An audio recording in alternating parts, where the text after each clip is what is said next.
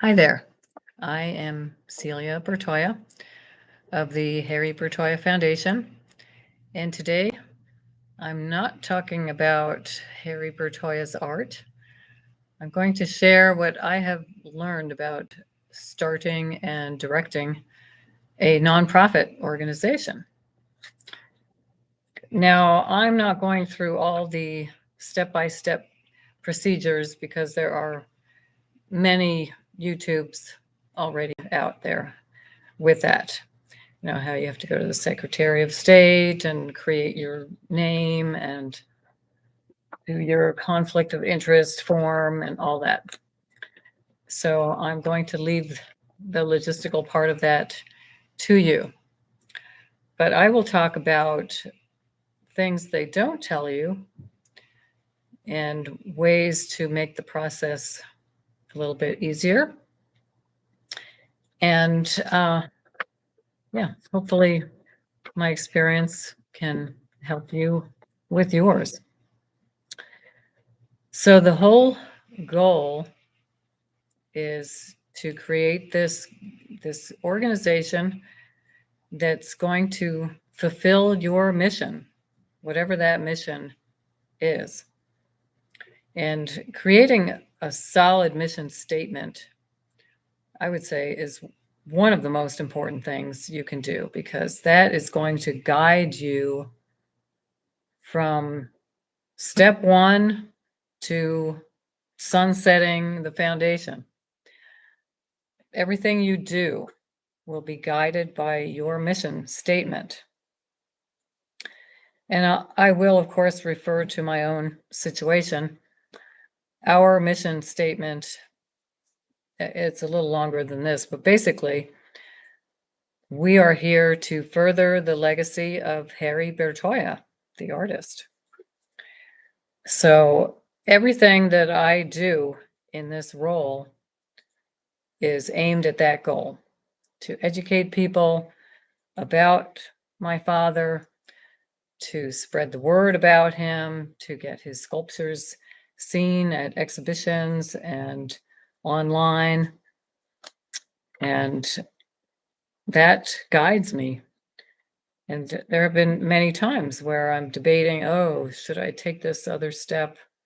Should I do this marketing thing? Well, is that really going to help me further the legacy of Harry Bertoia? And the answer becomes immediately clear. So make sure you have a really solid mission statement.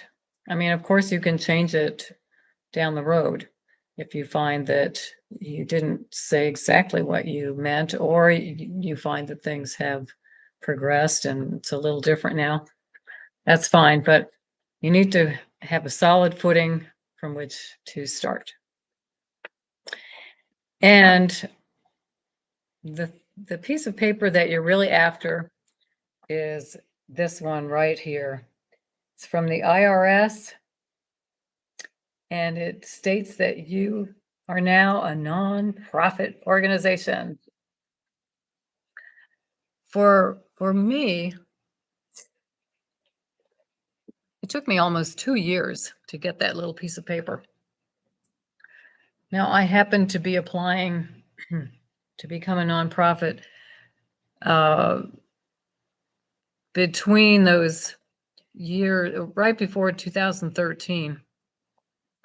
And in those years, from about 2010 to 2013, that's when the IRS was denying Tea Party groups, and they were sort of politicizing their job. And I think they were ignoring just normal little people who wanted their nonprofit to do their own mission. Anyway, it takes a long time. So you just have to expect that. Now, excuse me. I wasn't sure what the law was about. Can you start doing business before you have that tax exempt status.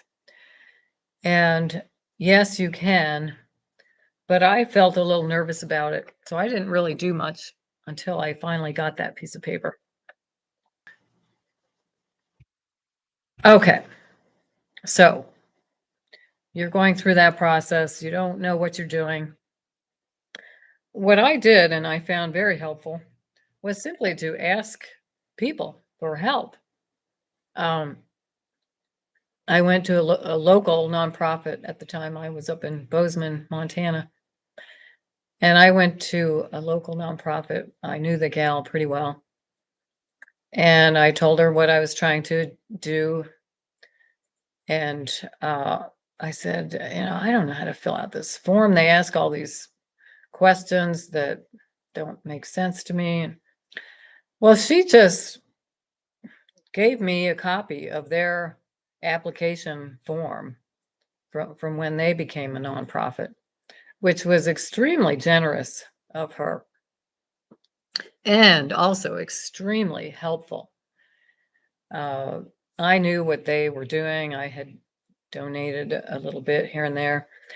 So to read her application, and then I could transpose it to what our cause was, that was a lifesaver. And I'd be happy to share our application with you. I think I still have it somewhere. Because the IRS, they're concerned with, are you just trying to create this nonprofit as a money laundering thing? They're concerned about taxes. That's where they get their money, and they want to make sure that you're on the up and up. And so keep that in mind as you're filling out the forms. They just want to make sure that you are who you say you are and you're doing the mission you say you're doing. So asking for help is a big one. And then even once you have that magic piece of paper, there are still so many things that you will have to learn. Depending on your state, your particular state, I think most states, you do have to complete an annual report. I think there's a small fee for it. And so I started our nonprofit in Montana, followed all the rules up there. And then I actually moved to Utah, and I thought about just reapplying all over again because I actually wanted to change the name and do a few things differently. But when I realized that that was going to be just so much work, I changed gears and became what's known as a foreign entity.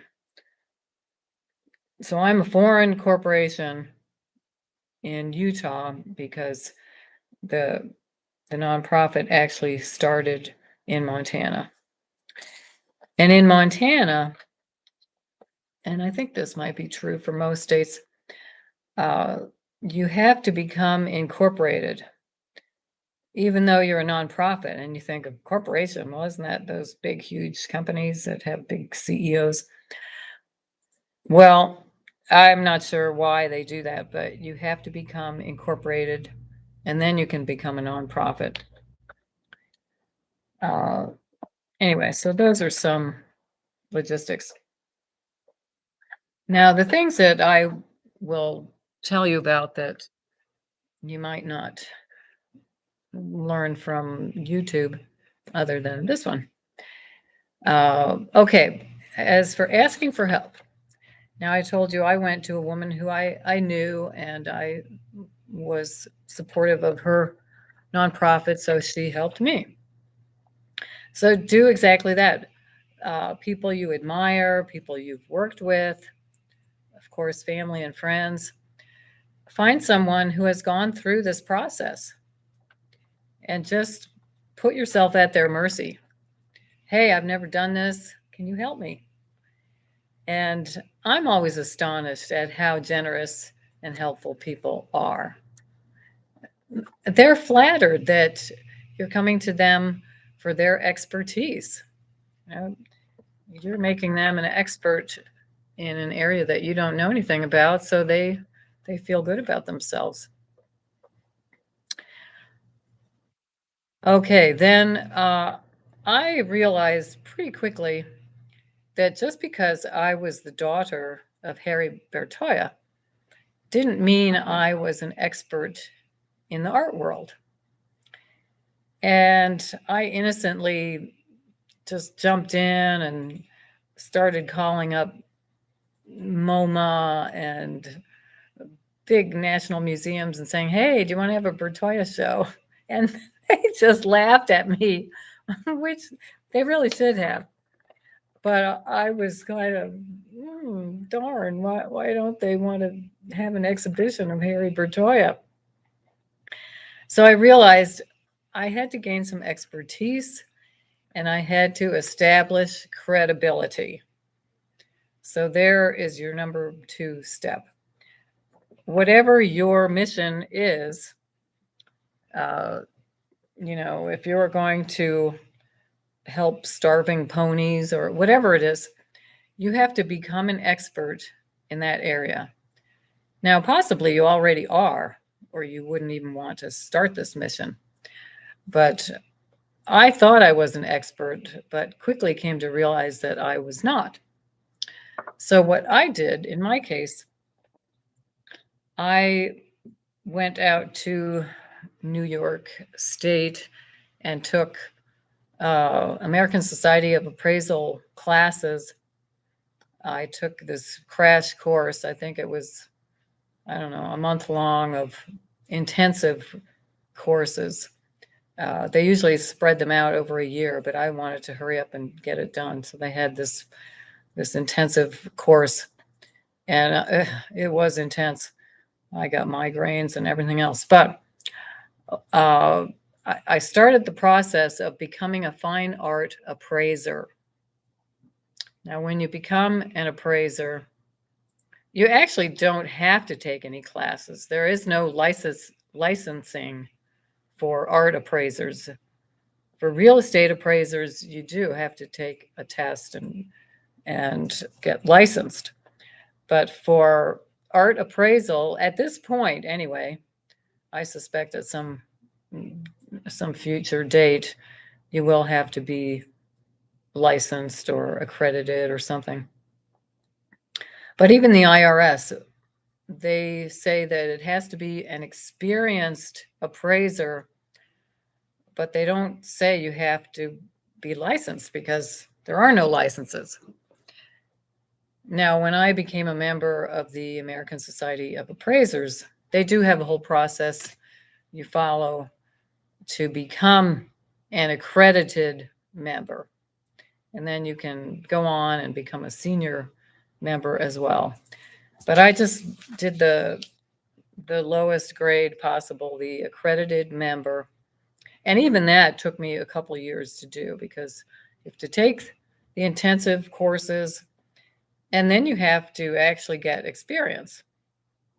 Now with that too, I finally had to find other appraisers and ask them to mentor me because in Montana there aren't any appraisers. I mean, there may be some, but none of them were members of the ASA, and it was a challenge.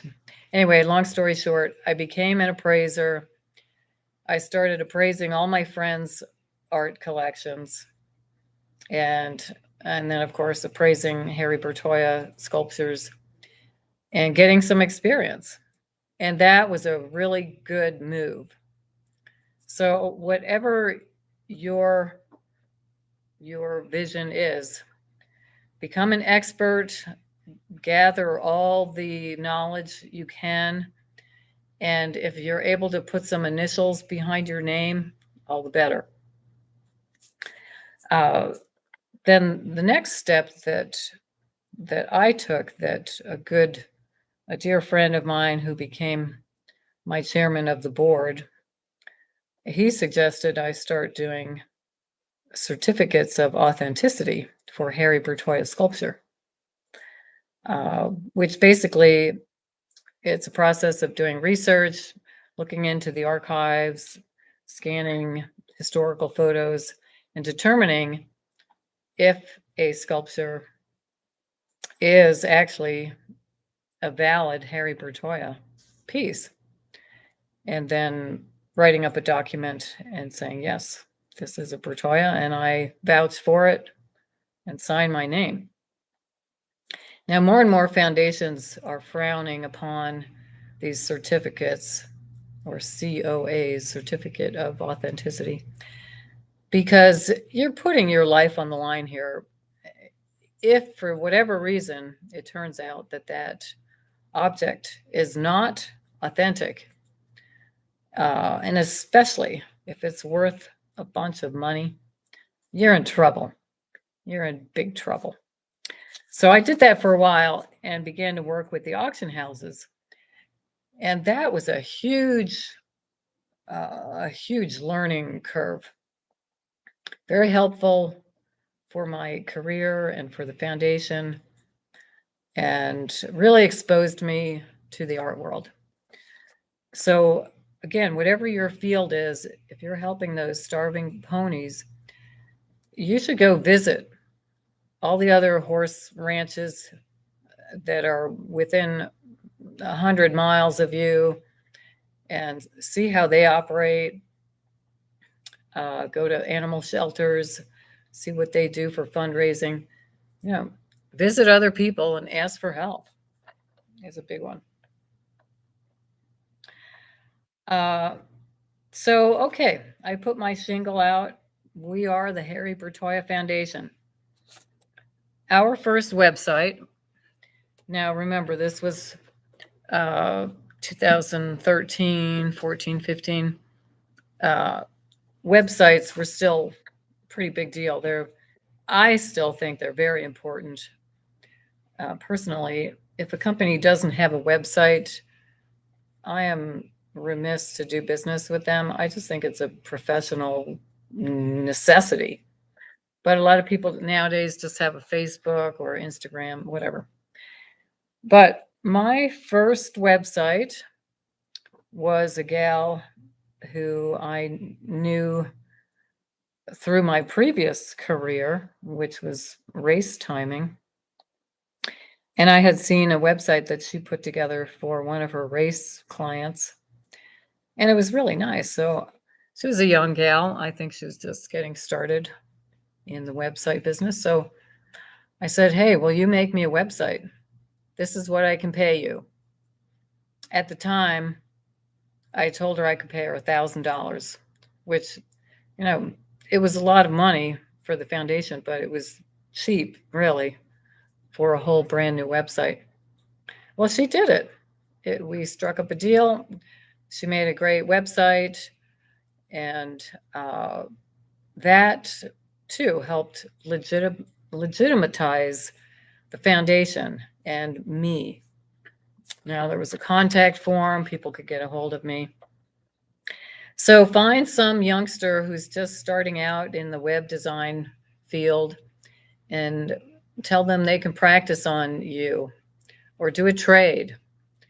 You know, maybe they have a pony that's sick and you can help their pony and they'll help you get a website. Okay. So then I started getting calls. I would get phone calls. Hey, I have a Harry Bertoia and I want to get it authenticated or, you know, whatever. And I would try to help everyone I could, whether they could pay me or not.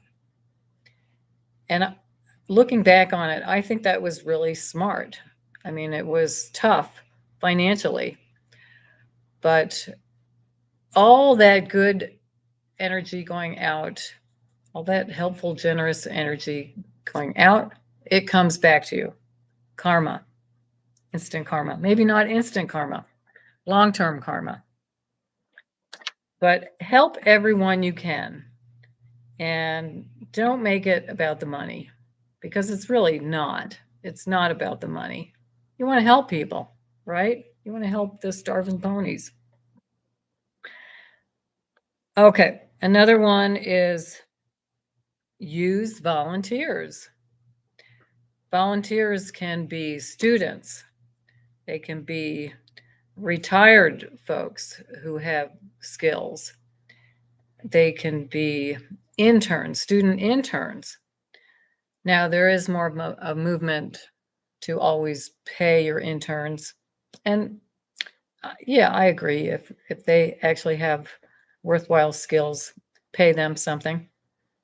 But there are lots of people who want to volunteer.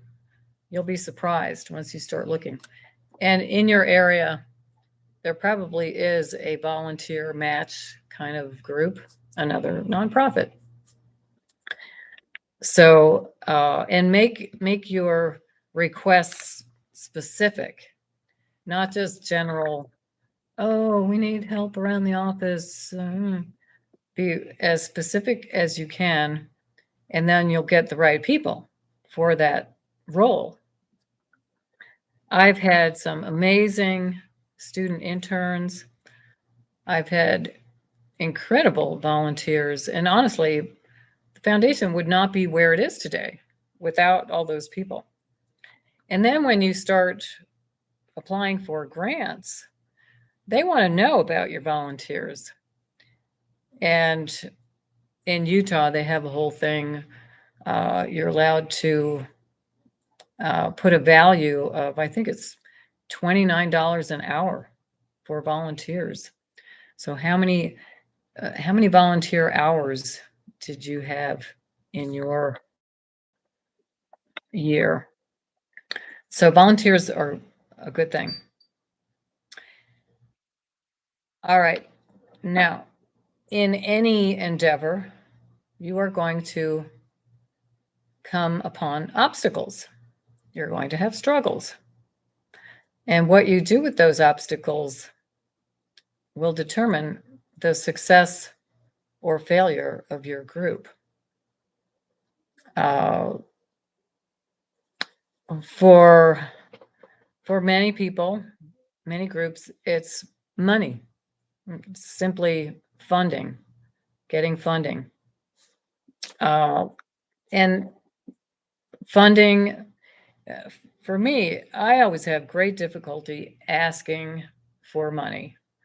It's just, I don't know, I feel kind of embarrassed, or why would they want to help me, or I'm bothering them, all those things. So I actually have had to find other people to ask for money. That works a lot better. And one way to do that, it kind of all ties together. Volunteers, and then you find your board members. And in my case, they're also volunteers. Now, some of the really hotshot nonprofits, the board members have to pay to become a board member. Now, we're not at that level. I'm just happy to have some live bodies who have some skills. But again, I lucked out. There happened to be a Bertoia exhibition at the Museum of Art and Design in New York. And so, of course, I was talking to the director, and he was so helpful. And I began to consult him, or maybe even confide in him, asking him about why weren't people taking me seriously, and how do you run a nonprofit? How am I going to get the word out about Harry Bertoia? Anyway, I asked him. He was my first outside board member. I had family and friends to begin with, and that's kind of where you start. But Glenn was my first real board member, and he was so helpful. Oh my gosh, He was so helpful. I love that guy. Now he was with us for many years, and then he finally moved on too. But getting great board members is crucial to the success of your group. And if you have a hard time asking for money, find somebody who's good at it. And I did that too. Another one of my board members, Roger, is a brilliant businessman, just a genius when it comes to making money. And he figured out ways for us to bring in a lot of income, and where the people would get something and we got something. Basically, we started making limited editions of Harry Bertoia sculptures, just small ones like the one back here. And original Bertoias go for bucks at auction, and ours was much more affordable. And he arranged everything. I tell you, he was great. So get really good board members. Of course, I did apply for grants, and I did all the writing of proposals myself, because I found that, sometimes I had people try to do it for me, but they kept coming back to me, well, how should I answer this question? Or what really do you want to do here? And I found that even if they wrote it, I basically had to rewrite it.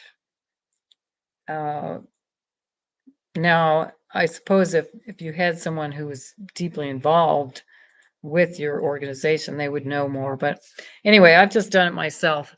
And of course, the first 10 or 20 proposals, I didn't get a dime. But then I finally started getting the hang of it. And over the years, I've probably amassed, not that much, but maybe $40,000 or something. It helps. Grants, and there are lots of grants out there for nonprofits. Oh yeah, so overcoming obstacles. Whatever obstacle you have, take it upon yourself as a challenge. Don't see it as this wall. Oh gosh, there's no way I can get around that. Think of it as, there's a challenge. How am I going to overcome this? And ask people, ask your higher self, figure it out. You'll figure out a way. You will. Okay, and then another thing that I'm still learning, and that is when you find you have people who are very supportive, whether it just be emotionally or financially, or they just want to know everything about what you're doing. Those are special people. First of all, you have to treat them really well. Call them, talk to them. At every open house, make sure you go over and chat with them, not only about your project, but what are they doing? What's happening in their life? Take an interest in people. You don't develop supporters by any kind of logistical, mathematical thing. It's relationship. Develop relationships with these people. And once you see someone's really interested, ask them if they want to help. Ask them how they could help. If it's a computer whiz, maybe they can do the changes on your website. Maybe they can do social media, whatever it is. I'm telling you a true story here. We have an amazing supporter. He loves Bertoia art. He has many beautiful Bertoia sculptures. and he wants to support us any way he can.